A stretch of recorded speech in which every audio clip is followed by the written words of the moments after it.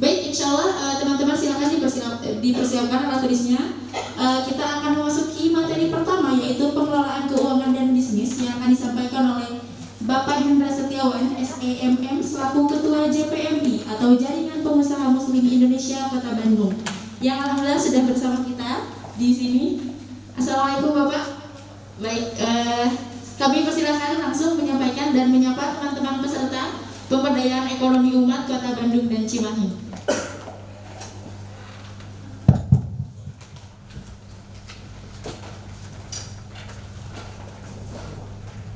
Bismillahirrahmanirrahim. Assalamualaikum warahmatullahi wabarakatuh.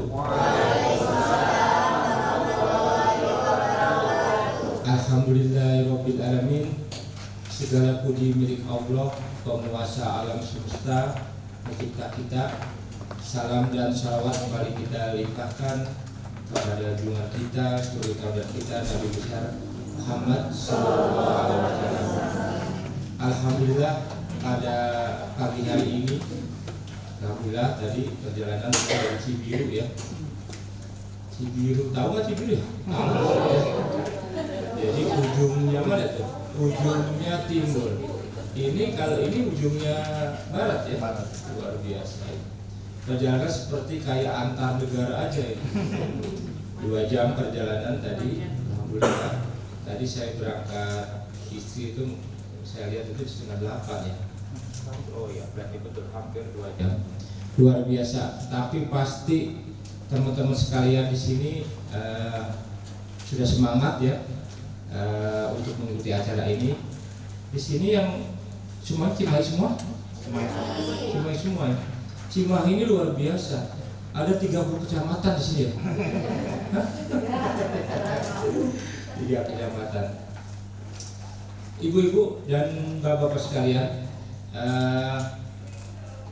saya mau cerita ya, sedikit aja cerita tentang saya coba melakukan survei di sekitar, kebetulan saya rumahnya itu di belakang UIN Gunung Jati di Bundaran Cibiru. Saya melakukan survei kecil-kecilan kepada para pedagang dan pengusaha kecil ya.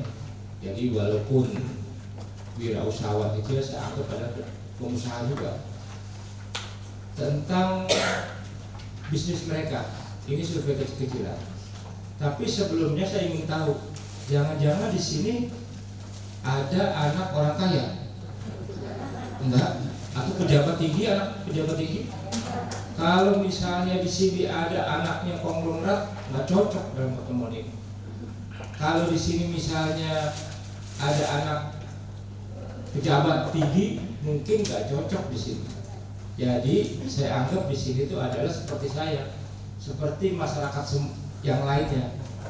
Kita bukan anak orang kaya, kita bukan anak pejabat, kita bukan anak bandar tanah, kita bukan punya warisan yang banyak. Setuju nggak? Jangan-jangan ada yang di luar itu? Enggak ya? Nah, kalau misalnya ada yang di luar itu kayaknya nggak cocok. Ini memang saya melakukan survei kecil karena kebanyakan di antara kita orang tuanya bukan siapa-siapa. Kita sendiri juga bukan siapa-siapa gitu. Nah, karena kebanyakan itu kita melakukan survei. Ya, next.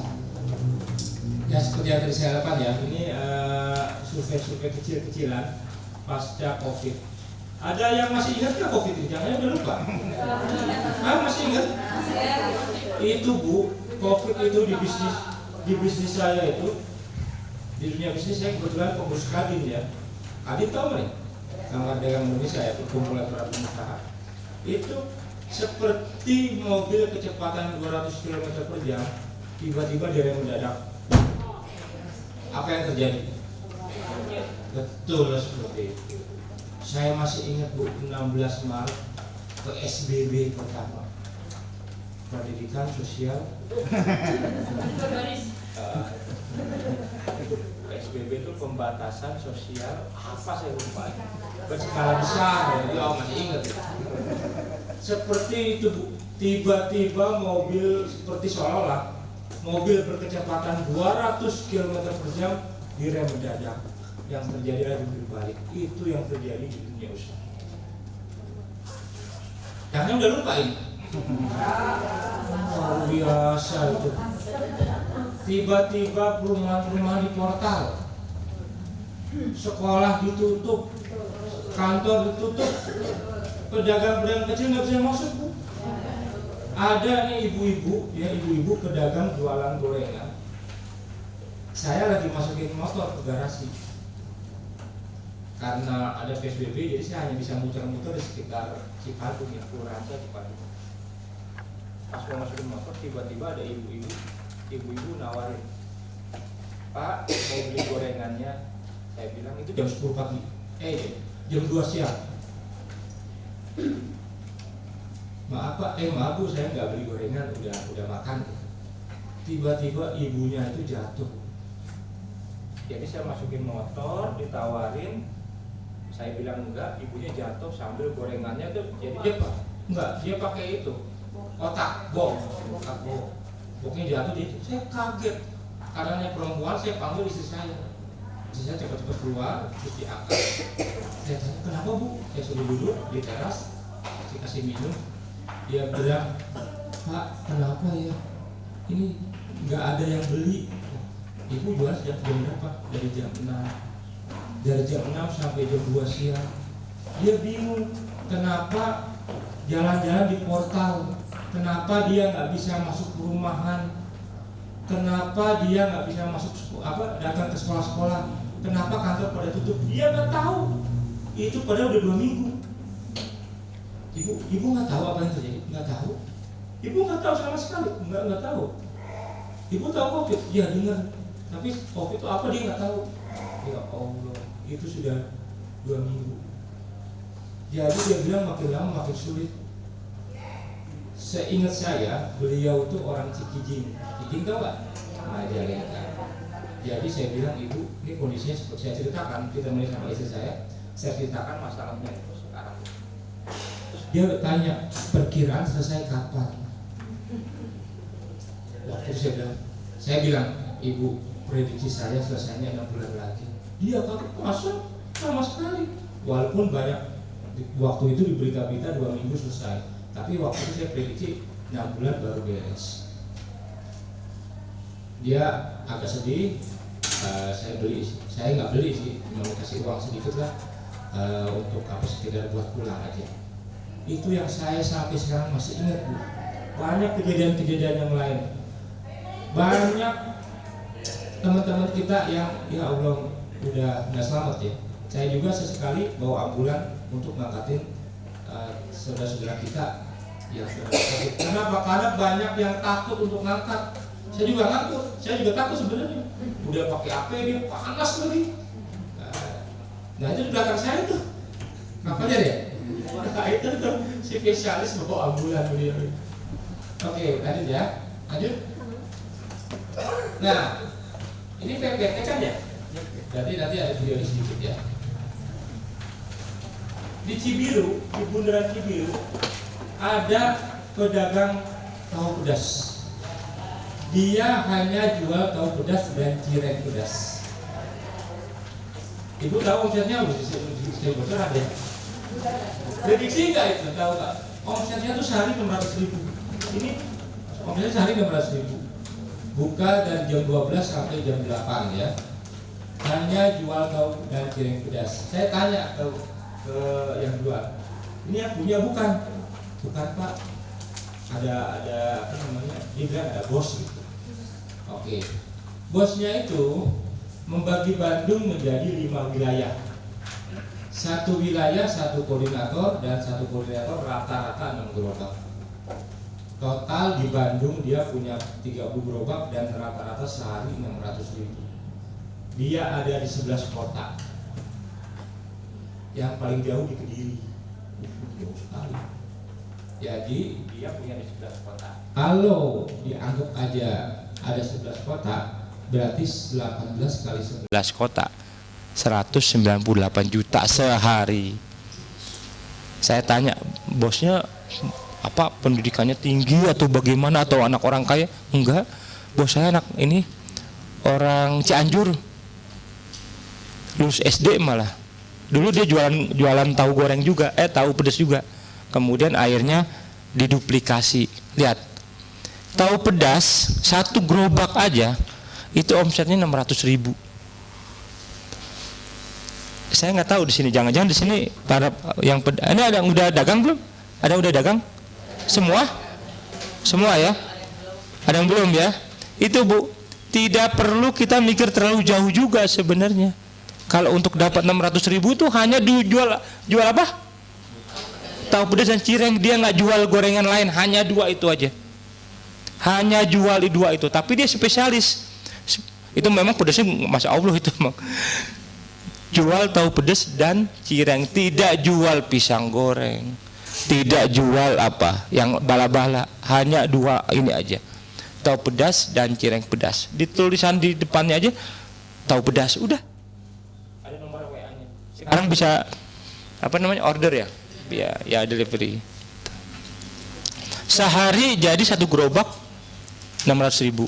Tapi bosnya pinter, dia di kampungnya banyak, mohon maaf, pengangguran. Diajak gitu warganya untuk bergabung, jadi diduplikasi.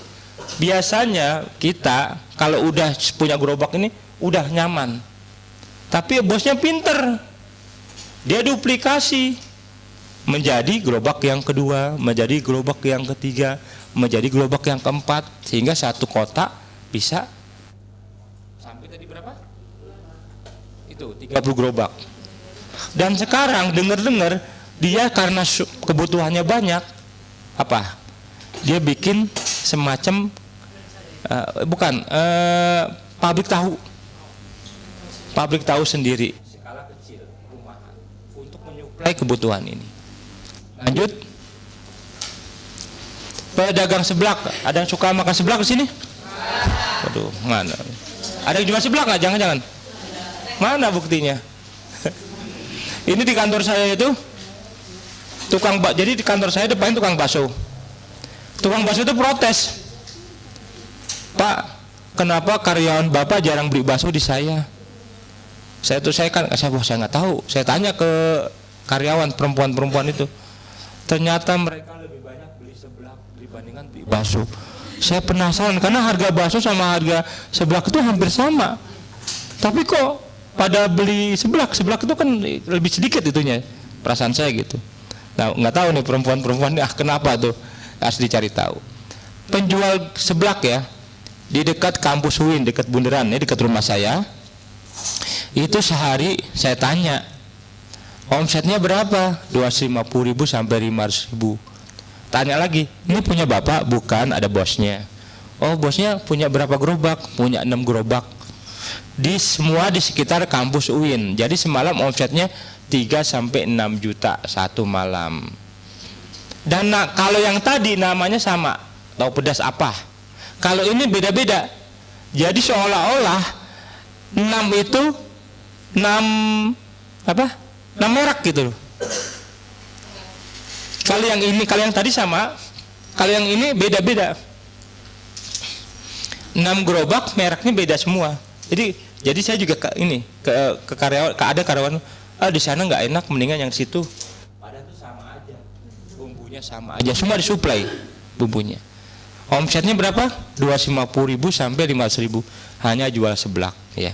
Jangan-jangan di ibu-ibu yang jual seblak lebih tinggi nih omsetnya. Bener atau enggak? Oh enggak. Lanjut. Angkringan, karena dekat kampus ya. Sekali lagi ini dekat kampus. Angkringan saya dulu pernah sekolah di Purwokerto dan di Jogja. Jadi itu khasnya Jogja sebenarnya. Sekarang sudah mulai banyak di sekitar kampus di Bandung ya, nggak cuma di UIN. Itu dia omsetnya mahasiswa ini. Kalau tukang angkringan ini mahasiswa tingkat 3 kalau nggak salah, itu omsetnya 300.000 semalaman. Nah ini menarik. Saya tanya, Kang, modalnya dari mana? Modalnya berapa dan dari mana modal? Dia bilang, oh saya nggak punya uang Pak, boro-boro buat modal gitu. Terus gimana caranya ini supaya punya angkringan dan punya makanan-makanan yang dijual? Dia nyewa gerobak 50.000 sehari. Wah bagus ya, saya bilang. Ada yang nyewanya? Ada Pak, banyak. Punya berapa gerobak si bandar gerobak ini? Ada 20. Oh oke. Sehari disewa 50.000. Terus gorengan dan yang lainnya disuplai. Oh asik juga ya. Sama sekali enggak, ya sama sekali. Jadi dia nggak bikin gorengan dadak. Kalau angkringan kan beda ya. Angkringan tuh makanannya sudah ada. Paling dia lama kelamaan. Awalnya dia nggak mampu untuk bikin minuman. Sekarang dia udah bisa bikin minuman, jahe, susu, kemudian kopi dan yang lainnya. Awalnya nggak ada.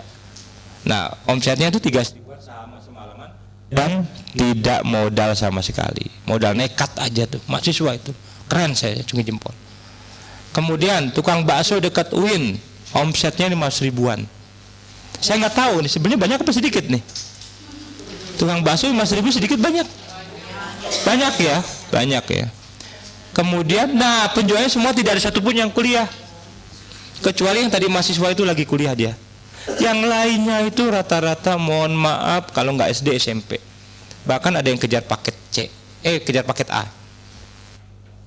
Ini seperti menurut saya ini tidak punya uang, orang tuanya bukan siapa-siapa, kemudian ya kitanya juga bukan siapa-siapa, seperti warga kita kebanyakan sama. Ini menurut saya ini riset kecil-kecilan seperti ini mencerminkan ya, seolah-olah mencerminkan kehidupan kita. Jadi saya nggak mikirin cara bikin perusahaan besar, nggak cocok di seminar ini.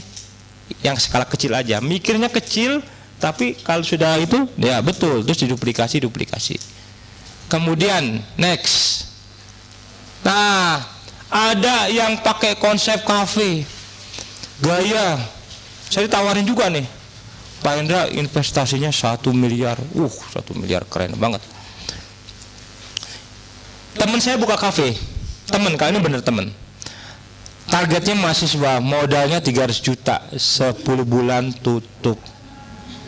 Kenapa? Gaya aja kafe itu. Lama orang nongkrong di sana, harus ada wifi-nya, makannya sedikit. Betul sekali. Gaya aja, harus tempatnya harus bagus. Harus bagus tempatnya. Kalau nggak bagus ini 10 bulan dia tutup, bangkrut Bu. Ngejarnya mahasiswa. Keren-keren aja sih, tapi ya kayak gitu aja. Konsepnya bagus tapi tidak cocok buat mahasiswa UIN. Bedakan pola di atas ya. Ini lihat, kalau kafe gaya kan keren ya. Oh punya kafe ini keren. Tapi duitnya nggak ada. Apa yang mendingan yang tadi? Nggak kelihatan. Betul. Tahu pedas, seblak. Tapi jangan berhenti di satu titik itu. Kalau sudah oke, ibu berani ngajak teman-teman. Pasti banyak, awalnya pasti banyak yang mau kok. Cuman mungkin nanti muter. Ada yang masuk, ada yang keluar. Nah jangan nyerah. Lama kelamaan bapak-bapak dan ibu-ibu nanti kalau sudah banyak tugasnya hanya mengelola SDM aja. Lama kelamaan. Bisnis sederhana seringkali nguntungin. Dan bahkan tapi ini cerita lama ya, bukan riset terbaru. Dulu saya sering nunggu mertua saya yang, jadi mertua saya itu di Semarang. Itu kalau mau ke Bandung turunnya di Bundaran Cibiru. Nah, karena dini hari itu dijemputnya kurang lebih jam 3 pagi, saya suka nunggu-nunggu di Bundaran Cibiru itu sama tukang serabi. Karena berbulan-bulan, bertahun-tahun, pada suatu waktu saya kaget loh, kok yang jual sekarang beda. Saya tanya, ibu yang kemarin kemana? Oh, udah pensiun. Saya kaget, penjual serabi pensiun. Wah keren banget sih. Terus saya tanya bapaknya, bapak waktu itu yang jual bapak masih muda. Oh saya anaknya. Ibu, oh gitu. Ibu yang penjual yang lama itu udah berapa lama jualannya? Itu udah 20 tahun. Sekarang diwariskan ke saya katanya. Kaget saya, keren banget. Serabi bisa diwariskan. Keren itu. 20 tahun ya, orang tuanya jualan, kemudian dirasa sudah cukup jualan serabinya. Ini foto-foto begini aja dicetak gak sih nih? Sekarang modelnya gitu ya, di-upload ya. Oke, next. Tukang bakso ini ya, tadi yang saya ceritakan. Waktu sebelum COVID 1 juta sehari. Kemudian saat ini tinggal 300.000 sehari. Saya semua yang saya foto saya izin dulu ya. Jadi semua ini yang saya foto saya izin dulu dan saya beli dulu. Wajib itu. Dia pinjam uang 50 juta ke bank. 6 bulan ini tidak mampu bayar cicilan. Dulu pinjam untuk bangun rumah. Sudah minta keringanan oleh bank, disuruh bayar bunganya aja 16.000 per bulan, tinggi sekali. Saya sudah nasihatin jangan pinjam uang ke bank. Saya sudah nasihatin berkali-kali.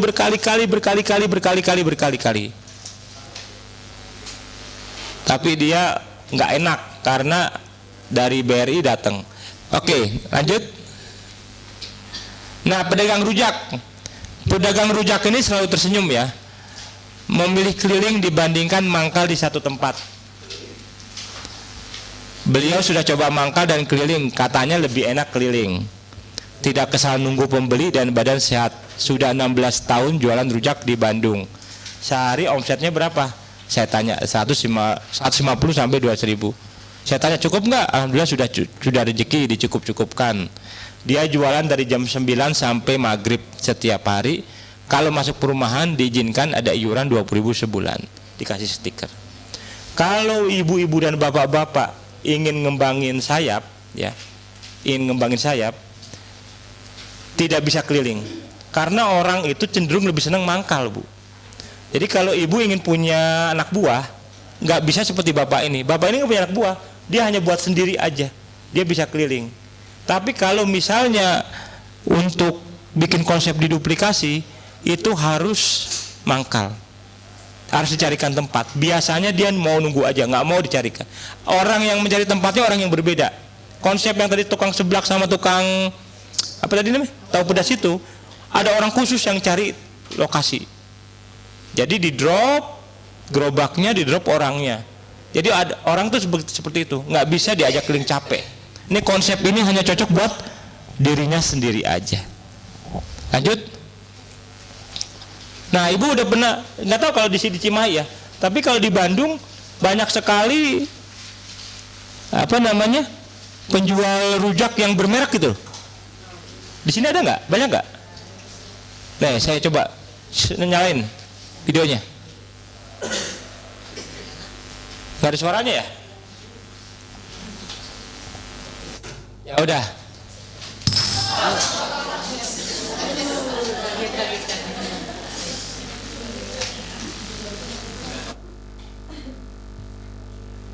Bisa nggak ada suaranya?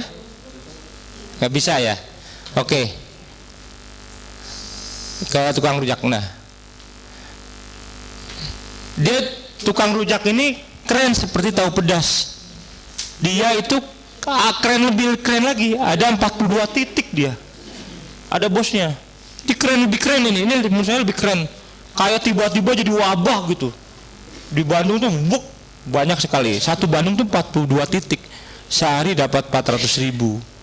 Jadi omset total itu di Bandung aja 1 miliar 1 bulan tanpa pajak. Tanpa pajak ini penting. Ibu mungkin masih, mohon maaf, mungkin jangan-jangan belum bayar pajak ya? Belum kan? Saya kena, Bu. Jadi kalau pajak itu nyekek juga, Bu. Mohon maaf, ini pemerintah, nggak apa-apa kan? Pemerintah, kantor pemerintah ya. Itu pajak lumayan nyekek juga, Bu, di saya. Makanya enak seperti ini, 1 M sebulan tanpa pajak. Keren ini. Dan saya jadi ada ini ya, ada mesnya. Setiap 42 itu dibagi dalam beberapa kelompok ya.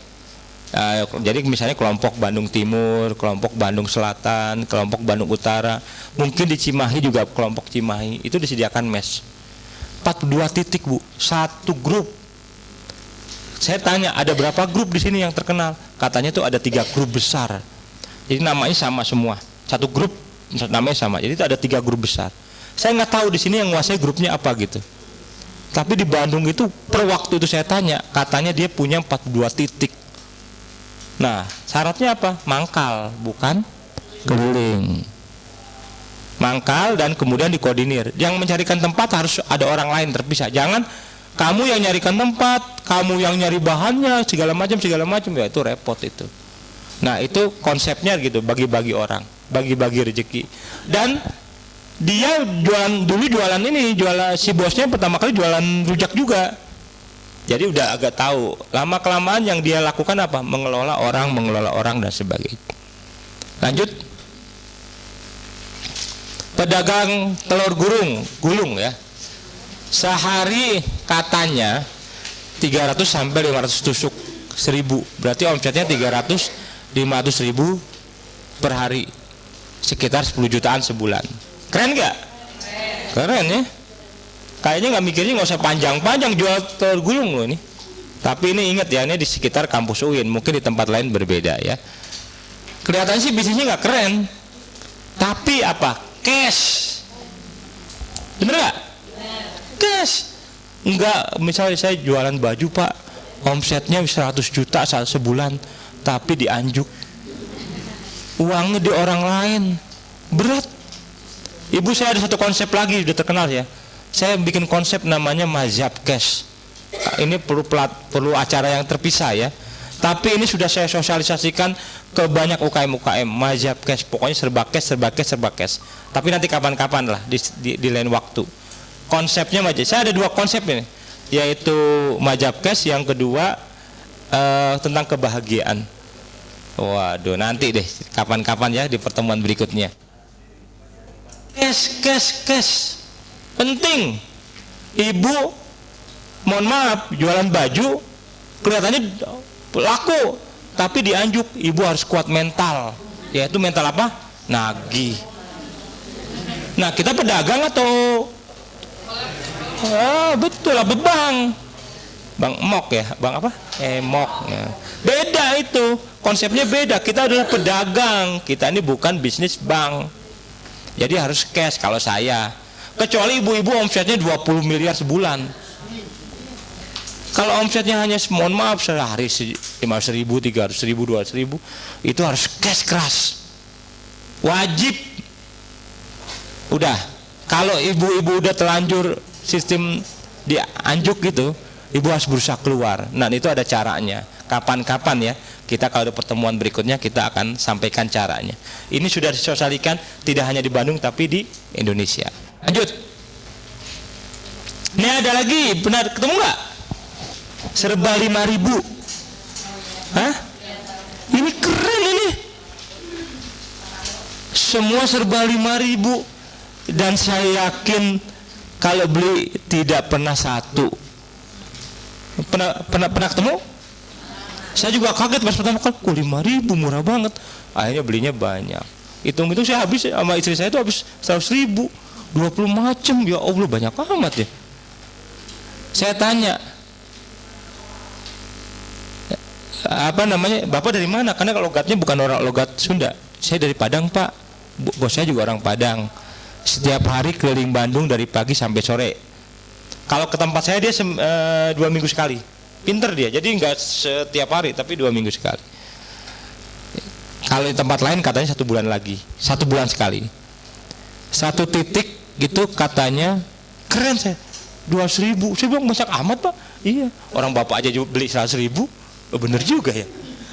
Jadi sehari katanya dapat 3 juta, sebulan 90 juta, setahun 1 miliar. Keren ya.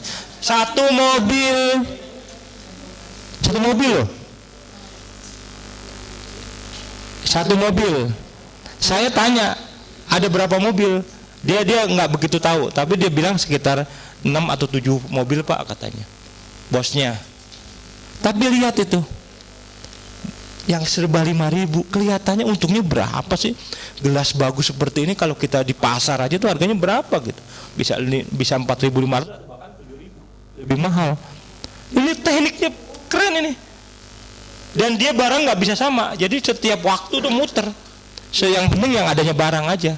Nggak bisa misalnya minggu ini barangnya seperti itu, pak nanti minggu depan saya mau beli barang yang seperti ini, nggak punya dia. Kenapa? Karena berdasarkan barang yang ada. Pokoknya dia cari barang yang murah aja. Ini keren konsepnya ini. Nah kadang kita tuh kalah dengan saudara kita yang berani terjun langsung ke lapangan. Berpikir sederhana, tidak rumit, tapi langsung dagang, no pencitraan. Yang penting duitnya banyak, Bu. Boleh pakai sendal jepit kemana-mana, pakai motor, tapi duitnya banyak. Mau umroh bisa tiap tahun. Keren nggak? Mau beli mobil bisa beli setiap tahun. Mau beli baju baru bisa setiap. Dan yang penting lagi, bisa ngasih orang tua bisa setiap hari. Itu yang keren.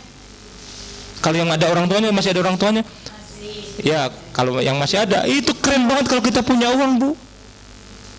Wah, keren banget itu. Mungkin apa, pencapaian tertinggi itu adalah bisa ngasih orang tua kapan aja. Menurut saya itu pencapaian tertinggi kita secara finansial itu.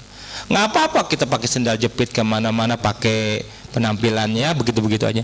Tapi orang nggak tahu kalau kita punya duit banyak. Itu nikmat banget, Bu. Nikmat banget jalan. Kadang-kala sama pasangan, sama suami, sama istri, sama anak ke mall. Kita bisa beli macam-macam barang. Sesekali jalan-jalan. Nggak perlu kita misalnya penampilannya keren. Segini udah keren banget ya. Jarang banget saya pakai batik ini. Lanjut. Nah, bila ingin bisnis, mulai dari yang sederhana. Kemudian kapan? Sekarang. Nanti nunggu tahun depan biar siap. Nunggu tahun depan supaya siap mental, sanggup ini. Nunggu ilmu banyak, nunggu ilmu ini, nunggu itu. Ibu tambah tua bukan tambah berani, tambah takut. Kita itu semakin tua bukan tambah berani, tapi tambah takut. Saya ngerasain, Bu, pada suatu hari, saya seingat saya waktu saya kecil, ini di sungai, saya loncat gitu dari atas gitu. Ya tanpa beban, bahkan berkali-kali biasa-biasa aja. Tiba-tiba beberapa tahun yang lalu ada suatu acara, ini tebing, ini sungai. Saya mau terjun ini nggak berani, Bu. Waduh, nggak berani beneran. Langsung ya Allah, kita tambah tua. Seingat saya waktu saya kecilnya muter aja gitu, naik lagi, nggak ada capek-capeknya sampai dipanggil orang tua baru ini. Tapi kemarin itu kita mau loncat, ya Allah, itu lebih rendah daripada waktu saya kecil. Itu nggak berani. Berarti kita memang nggak bisa, Bu. Tambah tua, bukan tambah kuat, bukan tambah berani, tapi tambah lemah dan tambah takut. Jadi kalau mau ada niat, itu harus dari sekarang. Dari hal yang kecil, dari hal yang mampu, dari hal yang sederhana. Kapan? Sekarang juga. Itu penting. Lanjut. Ya, oke, mungkin itu saja ya pengantar dari saya. Kita mungkin ada dialog kali ya? Ada dialog sampai jam berapa sih? 11.30, lama juga ya. Ngapain aja? Ini gini, ibu-ibu akan bosen bener. Bapak-bapak akan bosen kalau dengerin ini. Bapak-bapak, ibu-ibu harus melakukan sedikit, tapi yang penting melakukan. Karena kalau kebanyakan ilmu juga ini. Saya ngambil sertifikasi banyak, Bu. Sertifikasi ini, kuliah ini, kuliah itu. Itu saya juga makin lama kok makin banyak ilmu malah makin takut gitu. Kalau pengusaha itu maju dulu, mulai dulu. Tapi untuk membangunnya baru cari ilmu. Mulai masih skala kecil itu nggak usah banyak ilmu dulu. Ini saya yang yang ngambil kuliah ya ngomong seperti ini, karena cenderung kebanyakan belajar tapi nggak langsung dipraktikin, itu bisa jadi sekali lagi ya cari malah takut, langsung praktek. Setelah itu udah mulai berkembang, cari ilmu lagi, berkembang, cari ilmu, begitu. Tapi penting ya, cari ilmu tetap penting, tapi setelah dilakukan cari ilmu lagi. Kalau berjam-jam 2 jam itu berat banget nih kalau belajar, kecuali kalau saya trainer ya. Saya bukan trainer ya, saya pengusaha. Saya bukan pembicara, bukan pemateri sebenarnya. Ini saya kebetulan pengusaha aja yang disuruh untuk berbagi di sini. Kalau yang lain trainer itu bisa 3-4 jam, Bu, mau motivasi gayanya kan. Tapi saya enggak seperti itu. Saya menyarankan ibu-ibu, bapak-bapak melakukan apa yang saya sarankan ini. Terima kasih. Wassalamualaikum warahmatullahi wabarakatuh. Waalaikumsalam. Tepuk tangannya yang keras. Sekali lagi. Makasih. Padahal udah dikasih snack ya. Minum sudah tuh. Tadi ilmunya sudah. Oke. Baik, Masya Allah luar biasa sekali ya tadi cukup memotivasi kita ya terkait story-story pedagang kecil di daerah Bandung. Nah, sekarang kita masuk ke sesi diskusi atau tanya jawab. Teman-teman barangkali ada yang ditanyakan seputar materi tadi atau pertanyaan pribadi. Boleh enggak? Boleh diacungkan tangannya? Atau teman-teman udah kebayang nih kayaknya pulang dari sini langsung buka usaha nih. Enggak, teman-teman ada yang bertanya?